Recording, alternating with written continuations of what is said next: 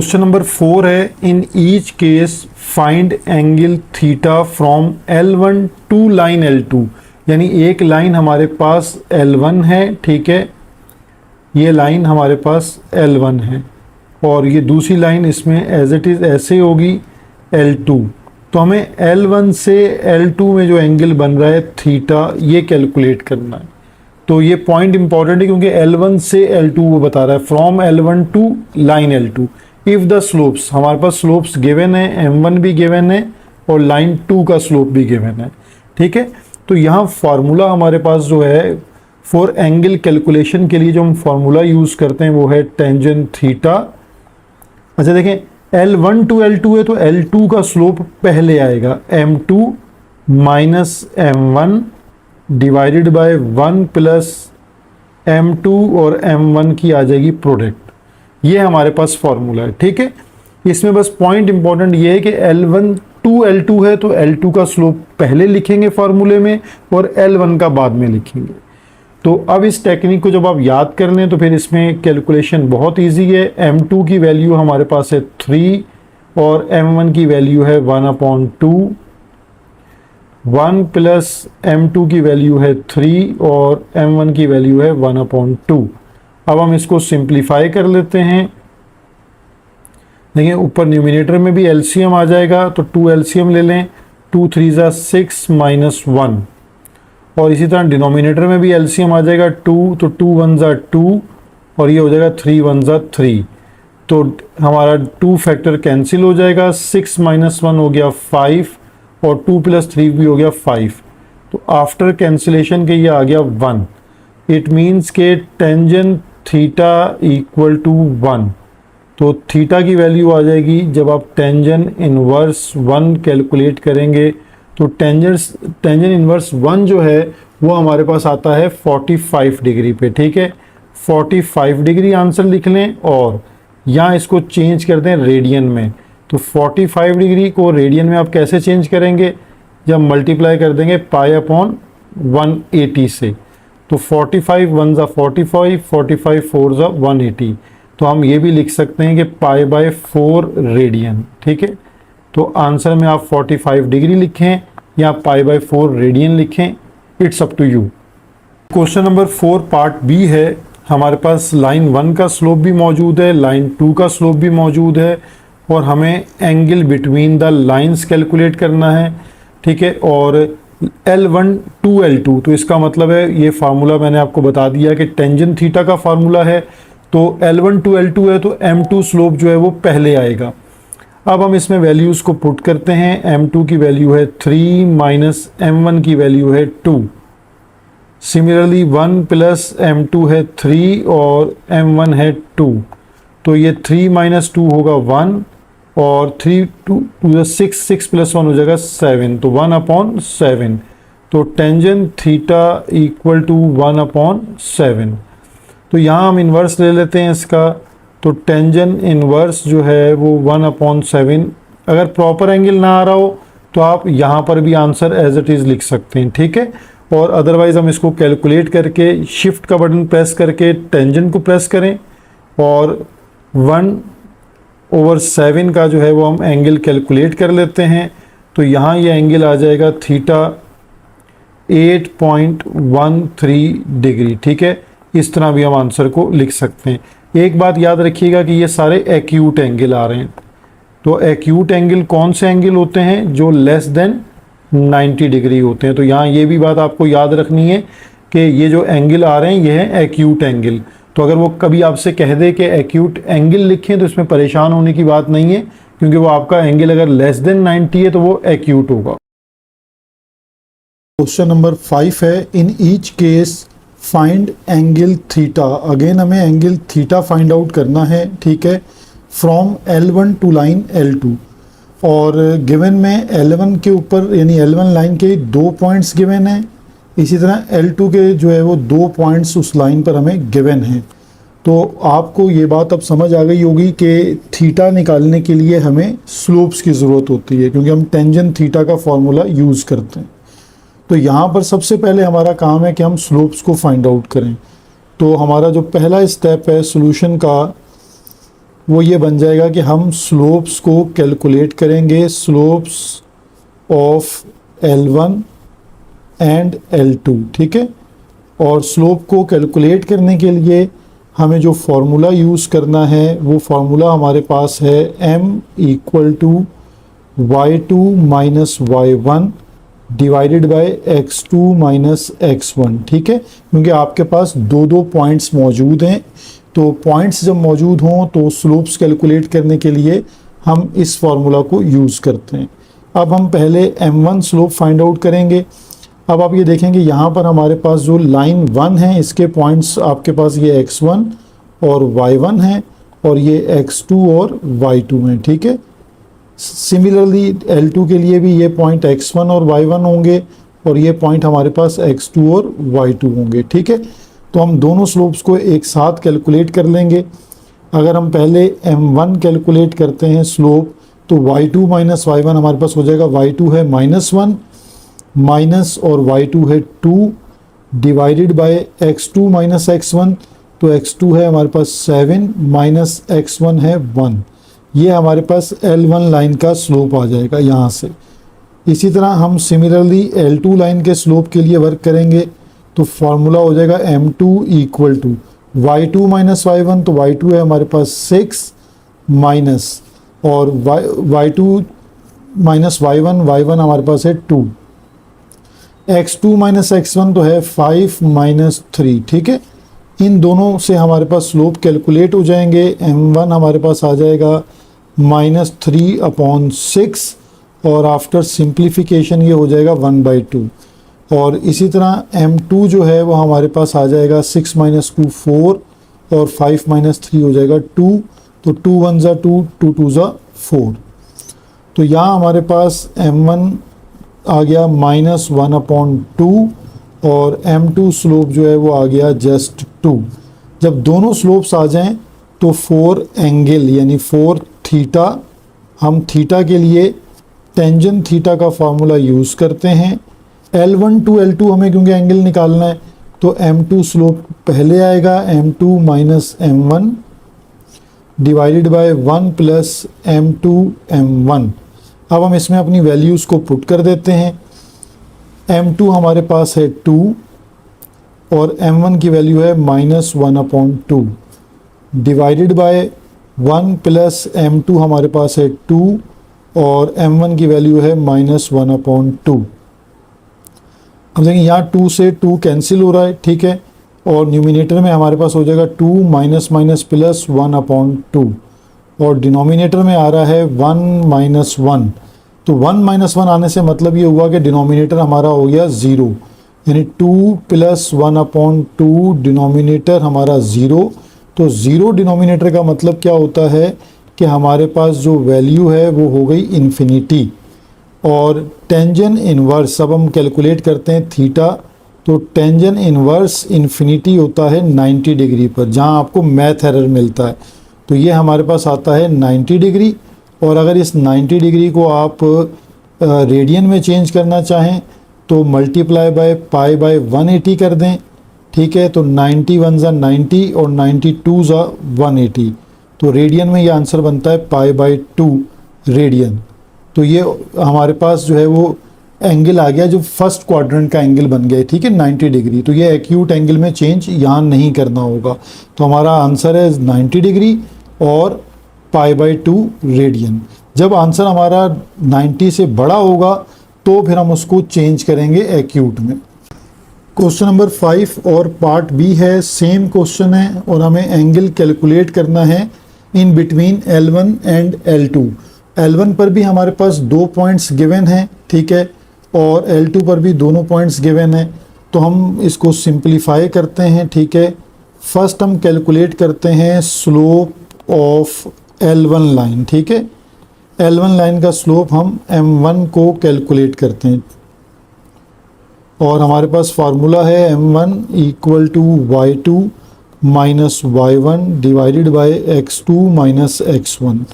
तो हमारे पास यहाँ y2 माइनस y1 हो जाएगा 10 माइनस 7, ठीक है, और x2 माइनस x1 हो जाएगा 7 माइनस 2। तो ये m1 आ जाएगा 10 माइनस 7 3 और 7 माइनस 2 हो जाएगा 5, तो ये m1 आ गया हमारे पास। अब इसी तरह हम सिमिलरली स्लोप ऑफ L2 जो है वो फाइंड आउट करते हैं, तो ये m2 से रिप्रेजेंट होगा। सेम फार्मूला हम यहाँ यूज़ करेंगे m2 के लिए, इक्वल टू y2 यानी change in y axis divided by change in x axis. अब हमारे पास पॉइंट्स के अकॉर्डिंगली ये हो जाएगा 3 माइनस 1 और -5 -1। 3 माइनस 1 हो जाएगा हमारे पास 2 और -5 -1 -6। 2 1 ज़ा 2, 2 3 ज़ा 6, तो हमारा -1/3 आ गया स्लोप। जब दोनों ये स्लोप्स कैलकुलेट हो जाएं तो हम फॉर थीटा के लिए हम टेंजेंट थीटा का फार्मूला यूज़ करेंगे।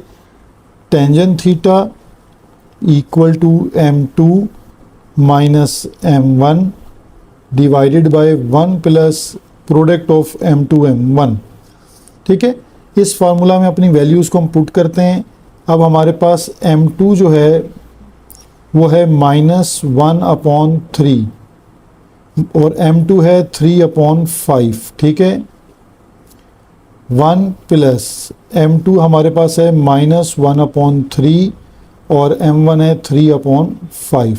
ठीक है, अब हम इसको सिंप्लीफाई करते हैं। अब देखिए ऊपर हमारे पास यहाँ एलसीएम बन जाएगा 5 3 ज़ा 15, तो 5 1 ज़ा 5 -5 और 3 3 ज़ा 9।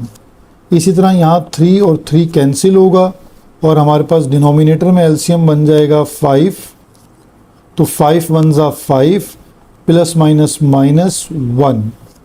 तो ये अब हमारे पास यहाँ फ्रैक्शन बन जाएगी -14/15 डिवाइडेड बाय 5 -1 4 डिवाइडेड बाय 5। ठीक है, तो अब हम इस फ्रैक्शन को कैसे सिंप्लीफाई करेंगे, -14/15 और डिवाइड के साइन को मल्टीप्लाई में चेंज कर दें तो ये वाली फ्रैक्शन रेसिप्रोकल हो जाएगी 5/4। तो देखें 5 1 ज़ा 5, 5 3 ज़ा 15, 2 2 ज़ा 4 और 2 7 ज़ा 14। तो ये हमारे पास टेंजेंट थीटा आ गया -7 1 ज़ा 7 और 3 2 ज़ा 6। तो ये आपके पास इन्वर्स ले लीजिए, थीटा आ जाएगा टेंजेंट इन्वर्स -7/6। ठीक है, ये क्योंकि वो हमारे पास प्रॉपर एंगल नहीं बनेगा तो इस आंसर को हम यहीं रोक सकते हैं। तो ये टेंजेंट इन्वर्स -7/6 अप्रॉक्सीमेट 48 बनता है, ये ऑलरेडी एक्यूट एंगल है। क्वेश्चन नंबर 6 है, in each case find angle theta from line L1 to line L2। ठीक है, और L1 लाइन गिवन है यानी लाइन की इक्वेशन गिवन है, L2 की में भी इक्वेशन गिवन है। तो फर्स्ट हमें ये करना है, we find slopes of L1 and L2। हमें स्लोप्स चाहिए इस थीटा को फाइंड आउट करने के लिए, ये इसकी बेसिक नीड है। तो हम जो फार्मूला यूज़ करेंगे स्लोप के लिए वो इक्वेशन से स्लोप निकालते हैं। तो फार्मूला होता है m equal to minus coefficient of x divided by coefficient of y, और कोफिशिएंट ऑफ x को रिप्रेजेंट करते हैं a से और कोफिशिएंट y को रिप्रेजेंट करते हैं b से। तो अब हम इसमें दोनों लाइनों का स्लोप कैलकुलेट करते हैं। ठीक है, यहाँ हम L1 लाइन का स्लोप कैलकुलेट कर लेंगे। तो L1 लाइन का जो स्लोप हमारे पास आ जाएगा वो क्या होगा, m1 यानी 4L1 लाइन। तो आपके पास देखें अकॉर्डिंग टू लाइन जो आपके पास गिवन है उसको आप देखें तो आपके पास कोफिशिएंट ऑफ x यहाँ पर 1 है और कोफिशिएंट ऑफ जो y है यानी b की वैल्यू वो है -2। तो यहाँ हमारे पास रिजल्ट आ जाएगा m1 का, m1 इक्वल टू 1/2। सेम हम इसी तरह 4L2 लाइन हम इसका स्लोप कैलकुलेट कर लेंगे। ठीक है, तो हमारे पास स्लोप आ जाएगा m2 इक्वल टू माइनस, अब a की वैल्यू देखें हमारे पास क्या बन रही है, सेकंड लाइन में देखें तो a की वैल्यू है 3 और b की वैल्यू है -1। तो ये माइनस माइनस कैंसिल हो जाएगा तो m2 की वैल्यू आ जाएगी +3। और फिर हम इसमें थीटा को कैलकुलेट करते हैं। तो थीटा कैलकुलेट होगा बाय फार्मूला, वो है tangent theta equal to m2 minus m1 divided by 1 plus m2m1। अब हमारे पास दोनों क्योंकि स्लोप्स की वैल्यूज़ गिवन है तो हम इसको पुट करते हैं। Tangent theta equal to m2 है हमारे पास 3 और m1 है 1/2। अब इसी तरह डिनोमिनेटर में वैल्यूज़ को पुट कर लेते हैं। m2 है हमारे पास 3 और यहाँ है 1/2, तो ये हमारे पास हो जाएगा 3 माइनस 1/2, 1 प्लस 3 1 ज़ा 3/2। अब न्यूमिनेटर एंड डिनोमिनेटर दोनों में हम एलसीएम ले लेते हैं, तो टेंजेंट थीटा इक्वल टू यहाँ 2 एलसीएम आ जाएगा, तो 2 3 ज़ा 6 माइनस 1, और इसी तरह डिनोमिनेटर में एलसीएम आ जाएगा 2, तो 2 1 ज़ा 2 प्लस 3, 2 एंड 2 कैंसिल, 6 माइनस 1 हो जाएगा 5 और 2 प्लस 3 भी हो जाएगा 5। आफ्टर कैंसिलेशन ये आंसर आ जाएगा 1। तो टेंजेंट थीटा इक्वल टू आ गया 1, then theta equal to tangent inverse 1। Tangent inverse 1 होता है हमारे पास 45 डिग्री पर, और अगर हम इसको रेडियन में लिखें तो ये लिखा जाता है π/4 रेडियन। ठीक है, तो ये हमारा यहाँ इसका आंसर बन गया। क्वेश्चन नंबर 6 और पार्ट बी है। अगेन हमारे पास दो लाइंस हैं और हमें इन दोनों लाइंस का जो एंगल है वो हमें फाइंड आउट करना है। ठीक है, तो अब हम पहला काम जो हमारा स्टेप है वो है स्लोप्स को फाइंड आउट करने का, तो हम स्लोप फाइंड आउट कर लेते हैं। ठीक है, slopes of L1 and L2। ठीक है, ये दोनों लाइनों का हम स्लोप कैलकुलेट कर लेते हैं। अब फार्मूला मैं आपको बता चुका हूँ कि m equal to minus a/b, ये हमारा मेन फार्मूला है। ये तब यूज़ करते हैं जब इक्वेशन गिवन होती है। ठीक है, तो अब हमारे पास जो m1 स्लोप आ जाएगा वो आ जाएगा माइनस, और देखें पहली लाइन में आपके पास x का कोफिशिएंट है 2, तो a की वैल्यू आ गई 2 और b की वैल्यू आ गई 4, 2 1 ज़ा 2, 2 2 ज़ा 4, तो यहाँ m1 की हमारे पास जो स्लोप है वो आ गया -1/2। सिमिलरली अब हम m2 की स्लोप को कैलकुलेट करते हैं, सेम फार्मूला यूज़ करते हैं, और लाइन 2 को देखिए, x का कोफिशिएंट है 5 और y का कोफिशिएंट है -3, तो m2 हमारे पास आ जाएगा 5/3। और अब हम सेम फार्मूला यूज़ करेंगे फॉर थीटा। थीटा के लिए हमारे पास tangent theta equal to m2 minus m1 divided by 1 plus m2 m1 product आ गई। अब हम यहाँ से एंगल को कैलकुलेट करते हैं। टेंजेंट थीटा, m2 की वैल्यू है हमारे पास 5/3 और m1 की वैल्यू है -1/2, फिर 1 प्लस m2 हमारे पास है 5/3 और m1 है -1/2। ठीक है, तो अब हम इसको सिंप्लीफाई कर लेते हैं। ये 5/3 as it is, minus minus plus 1/2 divide by 1, plus minus minus हो जाएगा। ठीक है, और 5 1 ज़ा 5 और 3 2 ज़ा 6। अब हमें न्यूमिनेटर एंड डिनोमिनेटर दोनों में एलसीएम लेना है, तो यहाँ 3 2 ज़ा 6 एलसीएम होगा, तो 2 5 ज़ा 10 और 3 1 ज़ा 3, और डिनोमिनेटर में हमारे पास 6 एलसीएम होगा, तो 6 1 ज़ा 6 माइनस 5। डिनोमिनेटर्स कैंसिल हो जाएंगे और हमारे पास यहाँ रिजल्ट आएगा 10 प्लस 3 13 और 6 माइनस 5 होता है 1।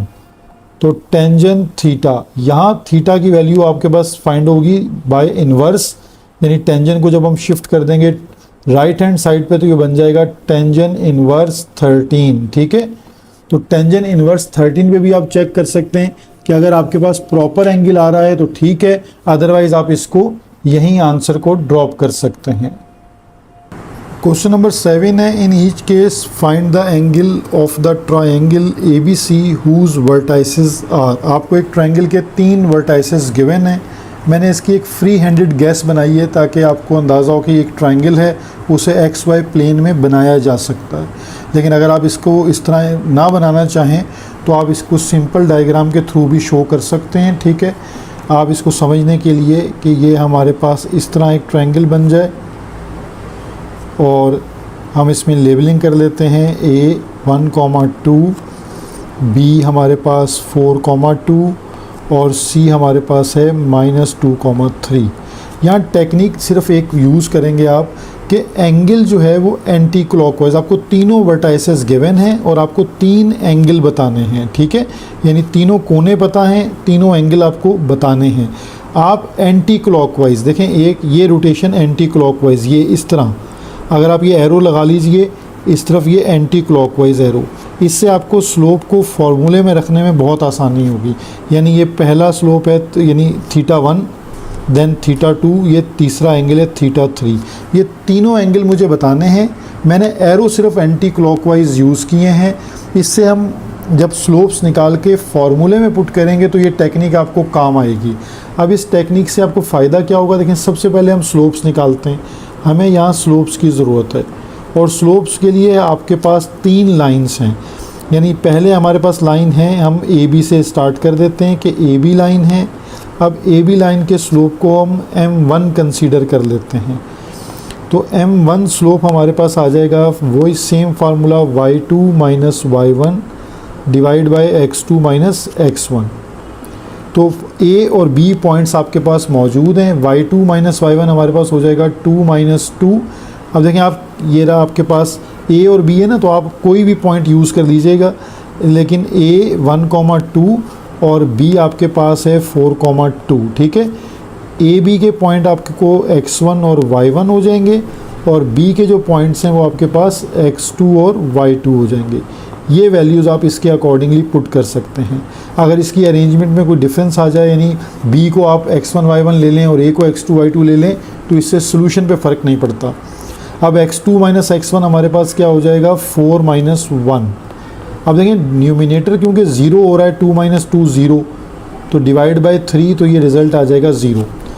सेम इसी तरह अब हम स्लोप निकाल लेते हैं BC का, उसे हम m2 से रिप्रेजेंट कर देते हैं, ठीक है।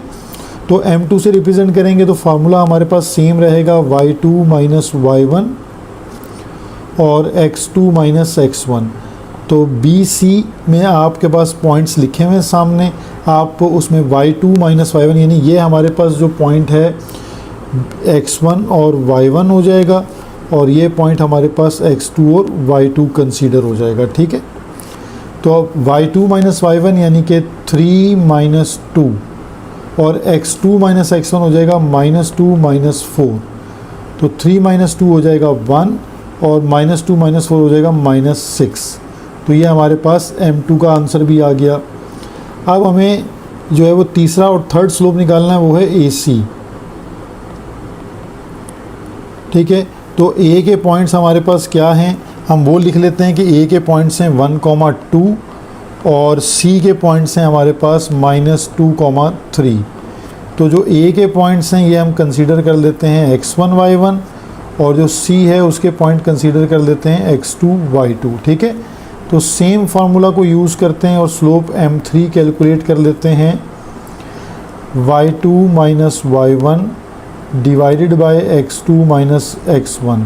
तो y2 हमारे पास क्या बन रहा है 3 और y1 है 2 और फिर x2 है -2 माइनस 1।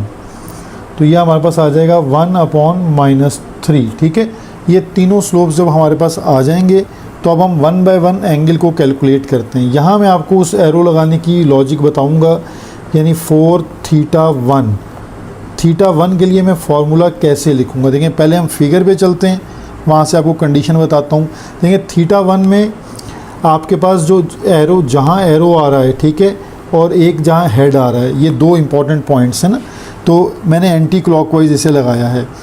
तो θ1 के लिए जहाँ एरो हेड आ रहा है ये स्लोप पहले आएगा। अब यानी AC का स्लोप, यानी अगर हम 1 बाय 1 कर लें कि हमने AB का स्लोप जो है वो m1 रखा है और BC का स्लोप m2 रखा है और ये m3।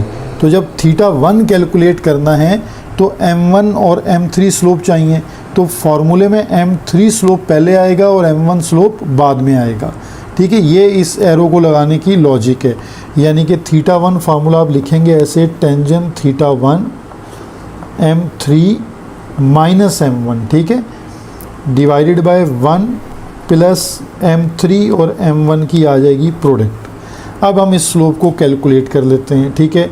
तो टेंजेंट θ1 हमारे पास कैलकुलेट हो जाएगा, m3 की वैल्यू है -1/3 और m1 आया था हमारे पास 0, 1 प्लस -1/3 और ये आया था m1 0। तो यहाँ हमारे पास -1/3 आ गया और डिनोमिनेटर में आ गया 1। तो यहाँ से हम θ1 जो टेंजेंट θ1 हमारे पास बनेगा वो इन्वर्स के बाद θ1 इक्वल टू टेंजेंट इन्वर्स -1/3, ठीक है। अगर प्रॉपर एंगल ना आ रहे हो तो अपने आप आंसर्स को यहीं ड्रॉप कर सकते हैं, ठीक है। मतलब इसको आगे एंगल निकालने की फिर आपको नीड नहीं होगी। तो अब ये θ1 आपके पास एज इट इज़ आ गया। अब इसी तरह θ2 कैलकुलेट करते हैं, 4θ2। अब θ2 के लिए भी देखें, आप अपनी फिगर को देख लें कि फिगर के अकॉर्डिंगली हमारे पास θ2 बनता है m1 m2। तो जहाँ एरो हेड आ रहा है वो स्लोप हम पहले रखेंगे, यानी m1 पहले आएगा और m2 बाद में आएगा। तो अब हम इसका फार्मूला लिखते हैं, tangent θ2 m1 minus m2 divided by 1 plus m1 m2। अब आपको पता है कि m1 जो है वो 0 है और m2 का स्लोप जो हमने फाइंड आउट किया था वो था -1/6, ठीक है, -1/6 डिवाइडेड बाय 1 प्लस m1 0 और -1/6। तो यहाँ से हमारे पास टेंजेंट θ2 माइनस माइनस हो जाएगा +1/6 डिवाइडेड बाय 1। तो यहाँ से हमारे पास θ2 आ जाएगा टेंजेंट इनवर्स 1/6, ठीक है। ये दूसरा एंगल भी हमारे पास कैलकुलेट हो गया। अब हम थर्ड स्लोप की यानी जो थर्ड एंगल है इसका उस पर मूव करते हैं, 4θ3। तो ये चेक कर लेते हैं कि ये किन लाइंस के बीच में बन रहा है, ठीक है। फिर अकॉर्डिंग टू फिगर हम चेक करते हैं कि θ3 m2 और m3 स्लोप्स यानी दो लाइनें हैं, एक BC लाइन और एक AC लाइन के बीच में बनता है और यहाँ स्लोप है m2 m3। तो हम m2 स्लोप पहले लिखेंगे क्योंकि एरो हेड आ रहा है m2 पर।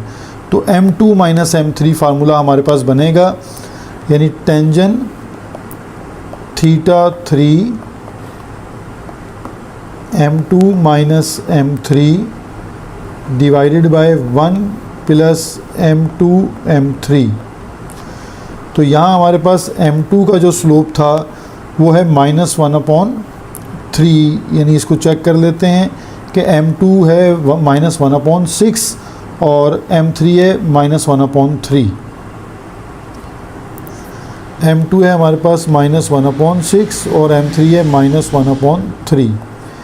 अब इनको हम सॉल्व करेंगे, m2 है -1/6 और -1/3।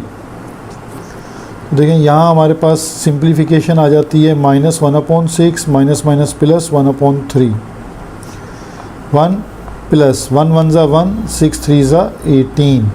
अब हम एलसीएम लेते हैं तो 18 एलसीएम आ जाता है, -3 और 6 1 ज़ा 6। अगेन 18 एलसीएम आ गया, 18 प्लस 1, 18 एंड 18 कैंसिल, तो 6 माइनस 3 होता है 3 और 18 प्लस 1 होता है 19। तो ये आ गया टेंजेंट θ3। तो यहाँ पर हमारे पास थर्ड एंगल आ जाएगा टेंजेंट इनवर्स 3/19।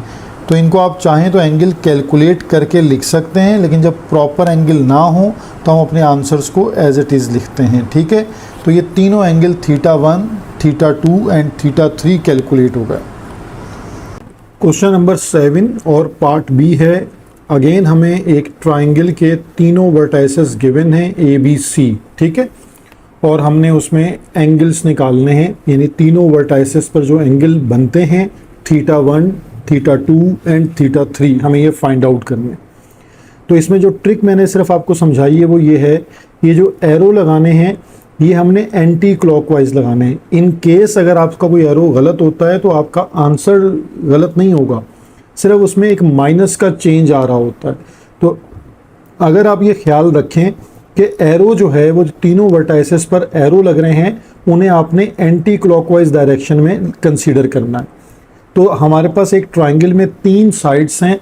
हम फर्स्ट ऑफ ऑल स्लोप का फॉर्मूला यूज करके m equal to y2 minus y1 divided by x2 minus x1, हम तीनों साइड्स के स्लोप्स को फाइंड आउट करते हैं। ठीक है, अब हमारे पास पहली लाइन है स्लोप ए बी, यानी हम इसका स्लोप निकालते हैं। a और b इस पर 2 पॉइंट्स हैं, पहला पॉइंट x1 y1 और दूसरा पॉइंट x2 y2 कंसीडर होगा। हम स्लोप ऑफ ए बी को कैलकुलेट करते हैं। ठीक है, इस फार्मूले से m1 equal to y2 minus y1 यानी 5 minus minus 4 and divided by x2 minus x1 यानी 1 माइनस 3। तो यहाँ हमारे पास m1 का आंसर बन जाएगा 5 प्लस 4 9 और 1 माइनस 3 माइनस 2। ठीक है, तो ये हमारे पास m1 आ गया। सिमिलरली हम m2 को कैलकुलेट करते हैं, y2 माइनस y1 यानी माइनस 4 माइनस 5 और x2 माइनस x1 2 माइनस 1। तो यहाँ से हमारे पास m2 आ जाएगा माइनस 9 ओवर 1, तो यानी m2 का स्लोप हो जाएगा माइनस 9। अब हम इसी तरह सिमिलरली m3 का स्लोप कैलकुलेट करते हैं, y2 माइनस y1 यानी माइनस 4 और माइनस 4। ठीक है, divided by x2 minus x1 यानी 2 माइनस 3। तो यहाँ से m3 का जो स्लोप है वो आ जाएगा minus 4 plus 4 divided by minus 1। तो न्यूमिनेटर क्योंकि 0 हो रहा है तो m3 का जो स्लोप है वो हो जाएगा 0। ठीक है, तो ये हमारे पास तीनों स्लोप्स आ गए। अब हमने इस पे जो फॉर्मूला यूज़ करना है वो अब हम यूज़ करते हैं। पहले हम थीटा 1 को कैलकुलेट करते हैं। ठीक है, फॉर थीटा 1 यहाँ डायरेक्शन थोड़ा सा मैटर करती है। अगर आप डायरेक्शन का ख्याल रखें तो देखें थीटा 1 में जहाँ एरो हेड आ रहा है, ठीक है, यानी ये जो साइड आ रही है AC यानी m3 स्लोप पहले आएगा और m1 स्लोप बाद में आएगा। ठीक है, बस ये चीज़ आपको यहाँ याद रखनी है, यानी टेंजेंट थीटा 1 m3 स्लोप पहले आ जाएगा माइनस m1 और divided by 1 plus product of slopes हो जाता है m3 m1। यहाँ आप अपनी वैल्यूज़ को पुट कर लें। m3 की वैल्यू है 0 और m1 की वैल्यू है minus 9/2 divided by 1 plus m3 हमारे पास है 0 और m1 आ रहा है माइनस 9/2। ठीक है, तो यहाँ से टेंजेंट थीटा 1 हमारे पास आ जाएगा प्लस 9/2 और डिवाइड में हमारे पास सिर्फ रह जाएगा 1, तो ये आ गया 9/2। ठीक है, तो 9/2 को अब हम इसको इन्वर्स में लिख लेते हैं। तो थीटा 1 हमारे पास आ गया टेंजेंट इन्वर्स 9/2। तो ये हमारे पास थीटा 1 का रिजल्ट आ गया। ठीक है, सिमिलरली अब हम थीटा 2 कैलकुलेट करते हैं, फॉर थीटा 2। अब थीटा 2 में सिर्फ आपको डायरेक्शन चेक करनी है। तो थीटा 2 में एरो हेड आ रहा है m1 की तरफ। ठीक है, तो m1 पहले आएगा और m2 बाद में आएगा। ठीक है, तो इसके बाद हम फार्मूला लिख लेंगे टेंजेंट थीटा 2, m1 हमारे पास पहले आ रहा है m1 minus m2 divided by 1 plus m1 m2। तो अब m1 का आंसर है हमारे पास माइनस 9/2 और m2 का जो आंसर आ रहा है वो है minus 9 divided by 1 plus m1 minus 9/2 और माइनस 9। ठीक है, अब हम इसको कैलकुलेट करते हैं कि ये हमारा रिजल्ट क्या बनेगा। Tangent theta 2 minus 9/2 minus minus plus 9 1 और देखें ये माइनस माइनस तो प्लस हो जाएगा, 9 9 हो जाएगा 81 डिवाइडेड बाय 2। अब हमें इसके एलसीएम लेने हैं, तो न्यूमिनेटर में एलसीएम लेते हैं पहले 2, तो माइनस 9 और 9 2 18। डिनोमिनेटर में एलसीएम लेते हैं 2, तो 2 1 2 प्लस 81। तो देखें डिनोमिनेटर 2 एंड 2 कैंसिल, 18 माइनस 9 हमारे पास आ जाएगा 9 और 81 प्लस 2 आ जाएगा 83। ठीक है, तो ये 9/83। अब थीटा 2 हमें मिल जाएगा टेंजेंट इनवर्स 9/83। तो ये हमारा थीटा 2 भी कैलकुलेट हो गया यहाँ पर, ठीक है। अब इसके बाद हमारे पास जो है 4 थीटा 3, अब हम इसके लिए कैलकुलेट करते हैं। अगेन हम एक दफ़ा डायरेक्शन को चेक करते हैं कि डायरेक्शन हमारे पास थीटा 3 में बन रही है, एरो हेड आ रहा है M2 पर, तो M2 स्लोप पहले आएगा, ठीक है। तो अब हम इसमें फार्मूला लिखेंगे tangent theta 3 M2 minus M3 divided by 1 plus M2 and M3 की प्रोडक्ट। अब देखें M2 जो स्लोप है वो है -9 और M3 स्लोप है 0। 1 प्लस M2 है -9 इंटू 0, तो टेंजेंट थीटा 3 हमारे पास बन जाएगा -9 और ये 1 और 9 इंटू 0 0, तो रिजल्ट आ जाएगा -9, ठीक है। तो ये -9 अब हमारे पास इसका रिजल्ट बन जाएगा, यानी यहाँ पर हम टेंजेंट थीटा 3 यानी थीटा 3 एज इट इज़ और टेंजेंट इन्वर्स कर लेंगे -9। तो ये हमारे पास हमारे तीनों एंगल कैलकुलेट हो गए। इसमें बस आपको डायरेक्शन को इम्पोर्टेंट देनी है कि डायरेक्शन इसकी बिल्कुल ठीक आप मेजर कर लें, तो उससे आपके तीनों एंगल्स कैलकुलेट हो जाएंगे।